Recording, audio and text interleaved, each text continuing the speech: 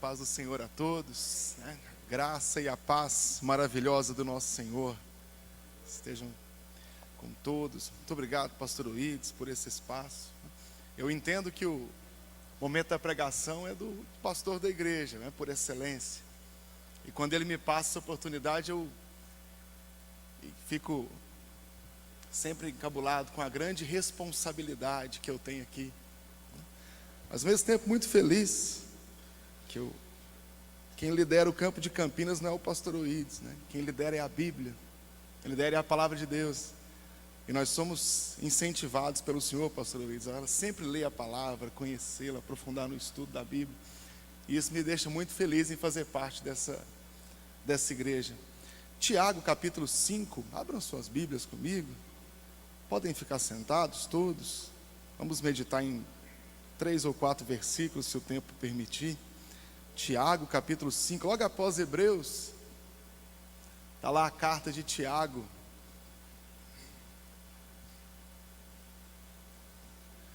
Tiago, capítulo 5.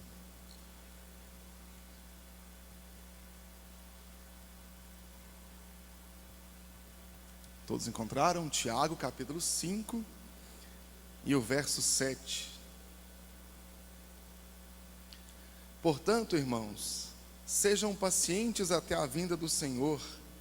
Vejam como o agricultor aguarda que a terra produza a preciosa colheita, e como espera com paciência até virem as chuvas de outono e a de primavera.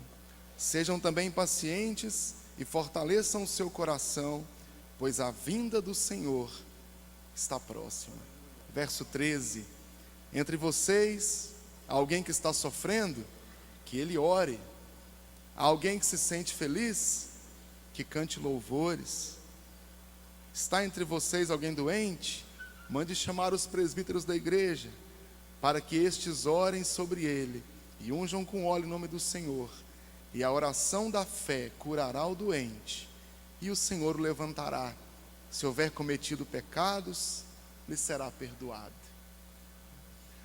Tiago é tão claro quando escreve, que eu poderia terminar a mensagem agora, e todos já entenderam o que ele quis dizer. Esse Tiago aqui, ele é irmão de Jesus, irmão mais novo, é claro, filho de Maria e José. Ele aparece em Atos capítulo 15, no primeiro grande concílio, né? Mas por volta do ano 50, o concílio de Jerusalém. E ele é o último a falar nesse concílio, que nós entendemos então que Tiago era o líder da igreja de Jerusalém nesse período. Em Gálatas 2, também Paulo fala dele, que ele diz que 15 anos depois ele volta para Jerusalém, esteve com Cefas, que é Pedro, e Tiago, irmão do Senhor. E é sobre esse Tiago que estamos falando aqui.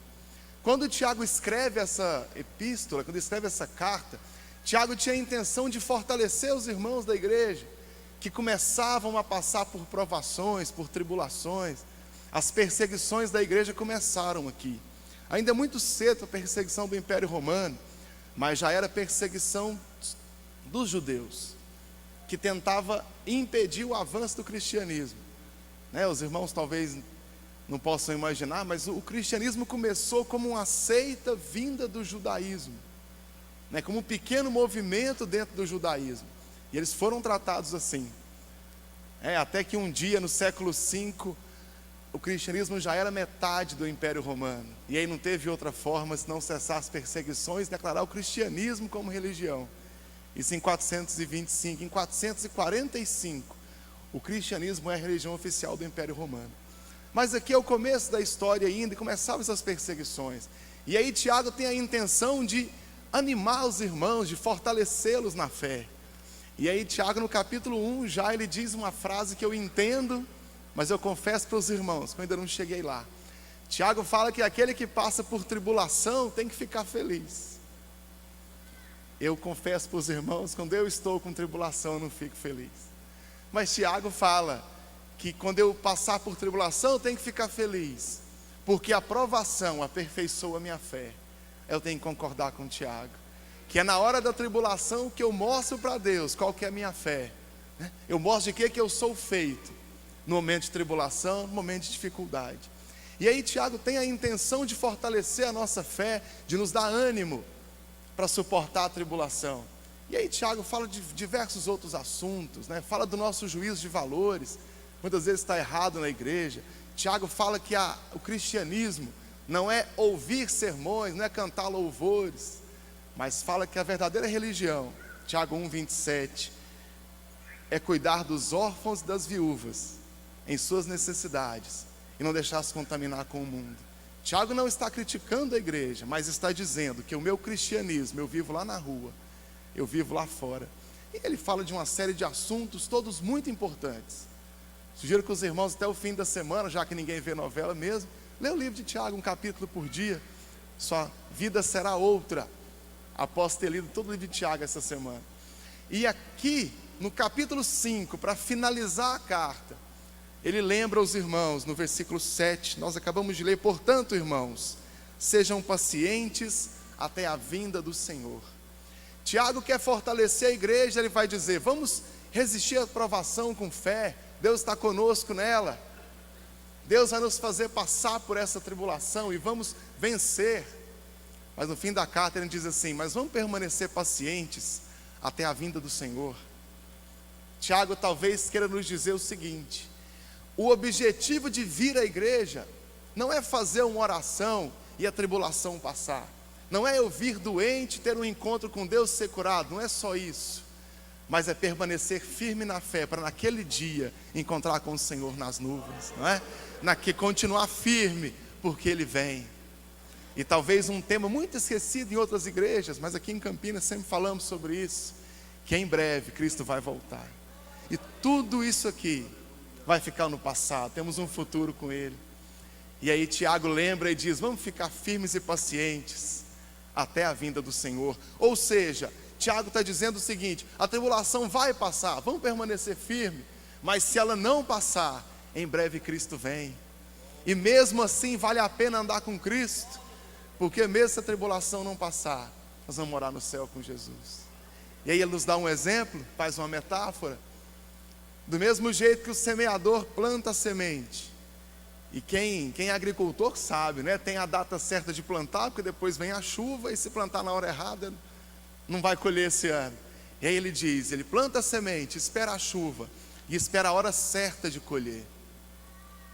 Salmo 126, no finalzinho do Salmo, diz o seguinte: aquele que leva sua preciosa semente, andando e chorando, voltará com cânticos de alegria.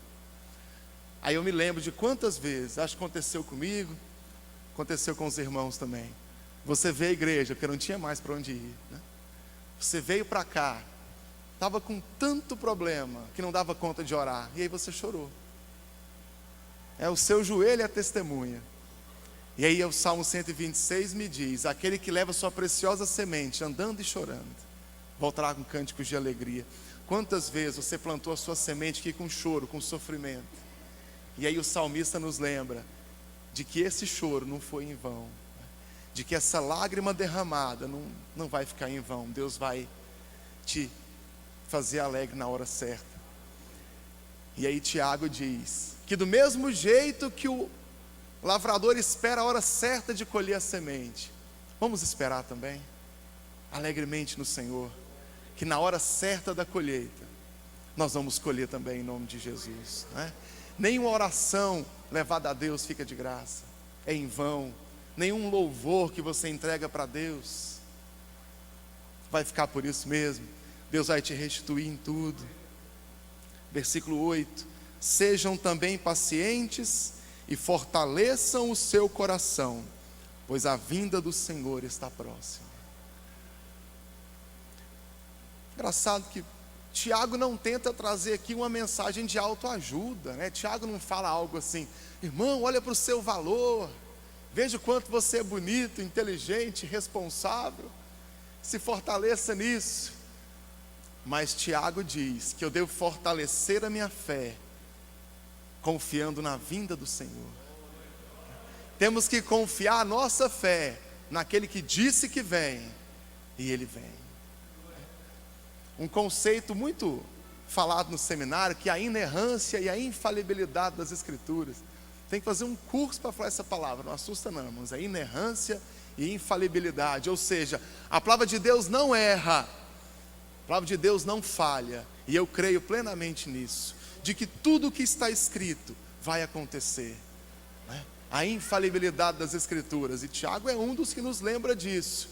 Vamos fortalecer os nossos corações, não na fé, não porque eu acho que eu tenho algum valor para esse mundo, mas vamos fortalecer o nosso coração, confiando na vinda de Jesus, confiando que Ele vai voltar, confiando que eu serei salvo naquele dia, que Ele morreu na cruz por mim. Romanos capítulo 5, versículo 8, porque Deus prova o seu grande amor para conosco, pois quando éramos ainda pecadores, Cristo morreu por nós. O certificado, a garantia de que Deus ama você, é o fato de Ele ter morrido na cruz por você. Não é prosperidade, não é saúde, mas é a salvação que Ele já te deu. Então, talvez em algum momento nós questionamos a Deus: Deus, o Senhor gosta mesmo de mim? Tive que mudar para uma casa menor, está chovendo, está com goteira, está ventando, o teto vai e vem, eu não sei se o teto vai nessa chuva. Será que o Senhor me ama mesmo? E a resposta de Deus na Bíblia é: eu morri na cruz por você. Você está salvo. Deus prova, Deus dá uma prova, uma comprovação do amor dele pela igreja, quando Ele veio a esse mundo e morreu na cruz por nós. As cartas do tempo do Império Romano costumavam terminar pedindo, saudava as pessoas, e eu pedia que os deuses trouxessem saúde, que os deuses trouxessem boa colheita. Esse é um padrão de cartas da época que nós estudamos. Não são cristãs, é claro, são da época do Império Romano, do final do primeiro século da era cristã. Só que Tiago tem um modo muito particular de terminar a carta. Eu acho muito mais eficaz reclamar a qualquer Deus. Olha o versículo 13, nós lemos hoje aqui: entre vós está alguém sofrendo? Que ele ore. Há alguém que está feliz? Que cante louvores. Tiago é extremamente preocupado com a vida prática dos irmãos. Quem tiver a curiosidade de ler o livro de Tiago essa semana vai perceber isso. Ele é prático. Ele é prático. Tiago tem um capítulo 2, ele diz assim: sejam praticantes da palavra, não somente ouvintes, porque assim vocês enganam a vocês mesmos. Tiago entende que não adianta vir à igreja, ouvir a mensagem, voltar para casa e nada mudou. E uma ação prática que ele nos propõe é a oração. Está alguém sofrendo? Que ele ore. No começo da carta, Tiago diz que eu devo ficar feliz na provação, porque ela aperfeiçoa a minha fé. Lá no final ele diz: está passando por provação? Então ora. A solução do cristão é a oração.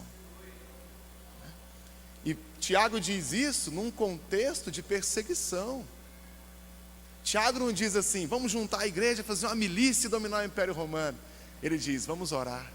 Se estamos passando por momentos difíceis, se o dia está difícil, se a semana está ruim, a solução é orar. Vocês, irmãos, puderam perceber no texto que Tiago não diz que a pessoa que está sofrendo deve vir aqui e pedir oração para o pastor. Olha atentamente para o versículo: está alguém sofrendo? Que ele ore. Que a pessoa que está sofrendo ore por ela mesma. O amor que Deus teve na cruz por mim, por qualquer um dos pastores aqui em cima, por vocês, é o mesmo. A sua oração hoje vai chegar ao trono de Deus do mesmo modo que vai chegar a minha, vai chegar aos outros irmãos. E aí Tiago diz: está doente, está sofrendo, irmão? Ora. O objetivo da carta é animar os irmãos que estão sofrendo, e a solução que Tiago dá é: então ora. Tem um personagem da história da igreja que eu gosto muito, ele é do século 17, é o Jonathan Edwards. Tem um momento em que um dia que ele diz assim: ore até que você ore, portanto ore até que você tenha orado. Ele parafraseia Paulo, né, que diz: orai sem cessar. Ore até que você tenha orado. A tradição da igreja, uma história posterior à Bíblia, do Flávio Josefo, Papias, que é um dos primeiros discípulos dos apóstolos que lidera a igreja, ele diz que Tiago, irmão de Jesus, orava tanto que o joelho dele parecia o joelho de um camelo. Aí eu olho para o meu joelho lisinho e eu penso assim: eu preciso orar mais. a casca está fina, né? A casca está fina. E a solução dele é ore. Aí o versículo continua, o versículo 13. Há alguém que se sente feliz, que cante louvores. Bom, não tem momento mais difícil de orar, quando tudo está muito ruim, ou quando está muito bom. Os irmãos sabem como é. Naquele momento extremo de sofrimento, nós não temos forças para orar. E aí Tiago diz, então ore. Tudo deu certo, estou bem demais. Aquela vontade de comemorar. E aí Tiago diz, continua orando. Mas já que você não está sofrendo, faça uma oração de louvor a Deus. Então cante um louvor para Ele. É como se Tiago dissesse assim, seja em tribulação, seja em bonança, seja num bom momento, ore. Para de orar para nada. Mantenha o seu pensamento entronizado com Deus dia e noite. Está feliz, irmãos? Canta um louvor a Ele. Está feliz? Faça uma oração em louvor a Deus. Diga obrigado, Deus. Até porque nós sabemos que a tribulação vai e vem, né? Se hoje não tem tribulação, todo mundo já sabe, essa semana está boa demais. A gente já espera, né? Porque os altos e baixos da vida acontecem. Ou Jesus não disse, tem de bom ânimo, no mundo tereis aflições, mas tem de bom ânimo, porque eu venci o mundo. Verso 14, entre vocês há alguém que está doente?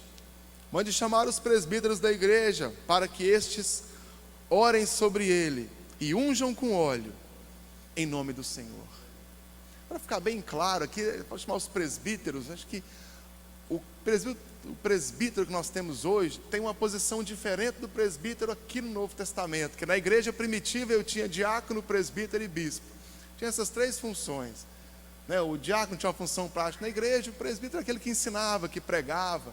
Até Paulo diz, o presbítero que trabalha bem é digno de salário dobrado, né? Se eu quiser dobrar meu salário, pastor Luiz, está dizendo aqui, é bíblico, né? Irmãos, então eu tenho o presbítero, então, para poder ficar bem claro, o presbítero aqui entenda como oficial da igreja, uma pessoa que tem autoridade para ensinar na igreja. Dizer, chama esse presbítero e que ele unja com óleo em nome do Senhor Jesus. Temos duas possibilidades, por que Tiago usou o óleo aqui, que o óleo era medicinal na época dele, para tratar ferida de pele. Talvez Tiago quisesse dizer que o óleo da medicina comum tinha um grau de atuação, mas se eu aplicar esse mesmo óleo em nome do Senhor Jesus, o milagre é diferente. Ou talvez Tiago tivesse apenas usando o óleo como um símbolo da presença de Deus, para que a oração pudesse ser ouvida, né, sentido pelo ouvido, não tem sentido pelo toque do óleo que fica ungido lá. São duas possibilidades aqui para entender esse texto. Mas uma a outra não muda uma coisa, em nome do Senhor Jesus. Eu não oro em meu próprio nome, eu não reivindico de Deus que eu sou crente aqui, então Deus é obrigado a me abençoar, Deus não é obrigado a nada. Mas quando eu oro, eu digo, eu oro em nome do Senhor Jesus. Eu oro em nome daquele que me amou lá na cruz. Eu oro em nome daquele que eu não mereço, mas Ele me amou, e graças a Deus por isso, né? Eu sou incapaz de alcançar a salvação pelo meu próprio mérito, mas graças a Deus, todos nós aqui somos salvos pelo mérito de Cristo na cruz, né? Pelo mérito dEle.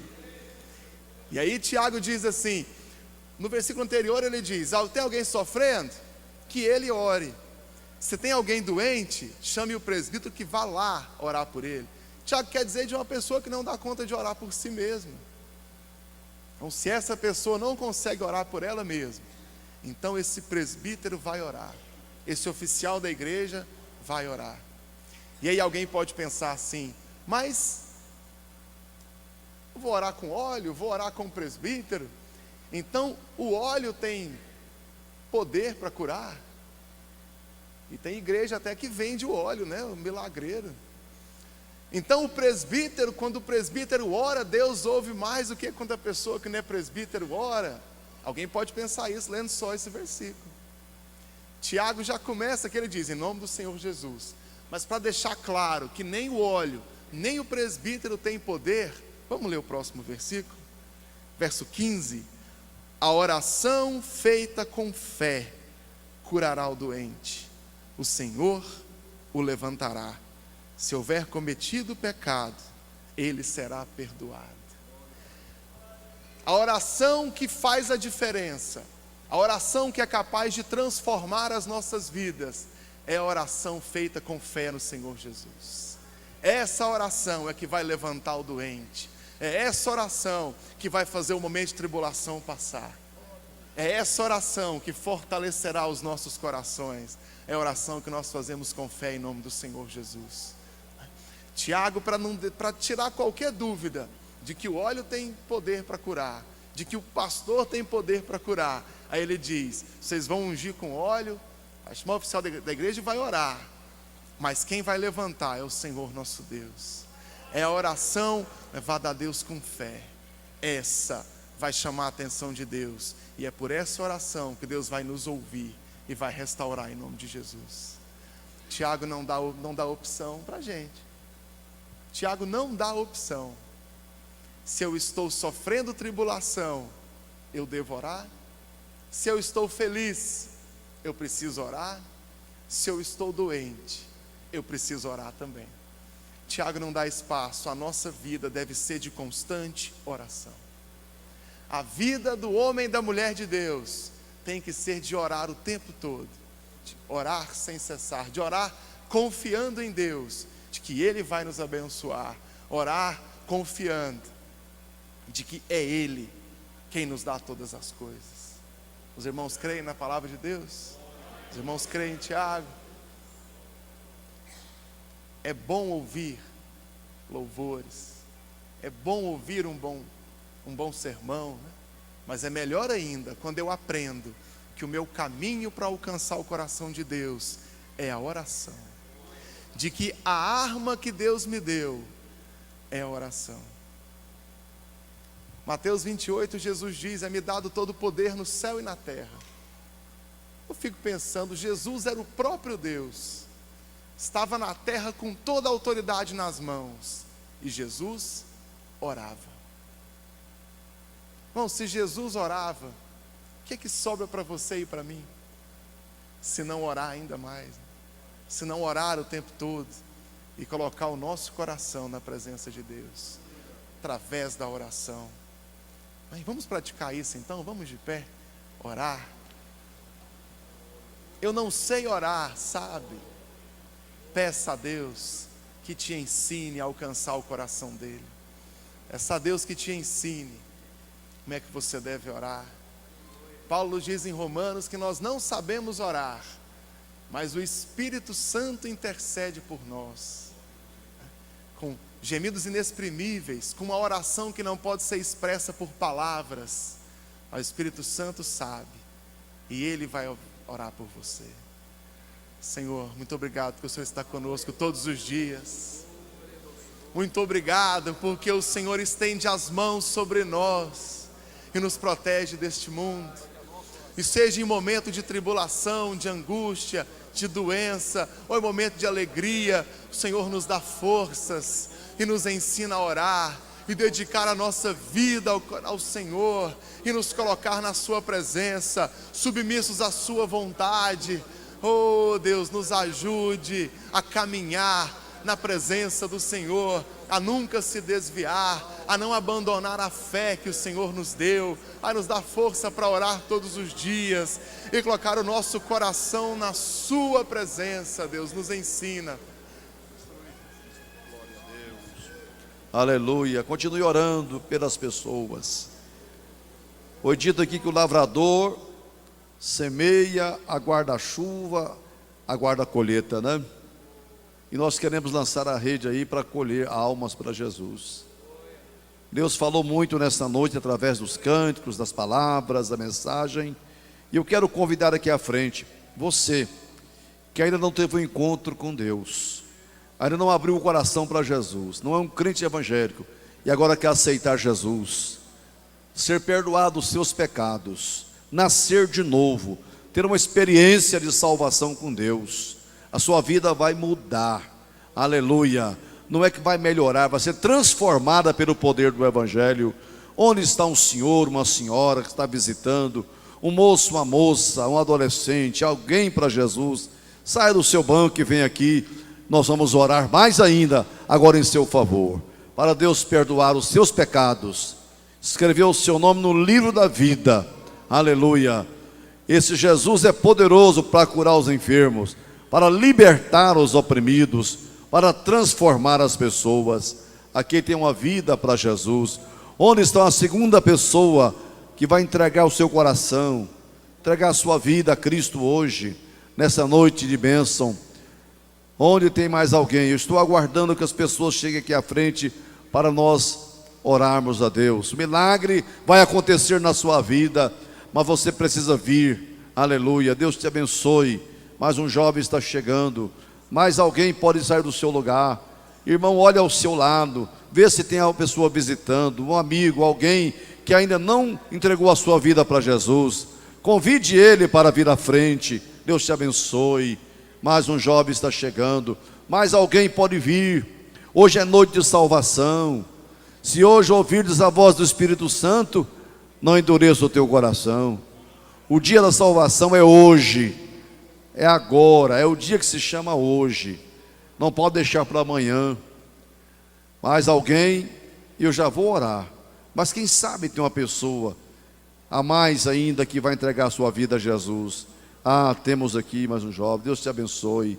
Graças a Deus. Que bom que a juventude está vindo entregar sua vida a Jesus. Uma vida inteira para Cristo aqui. Há mais alguém para o Senhor?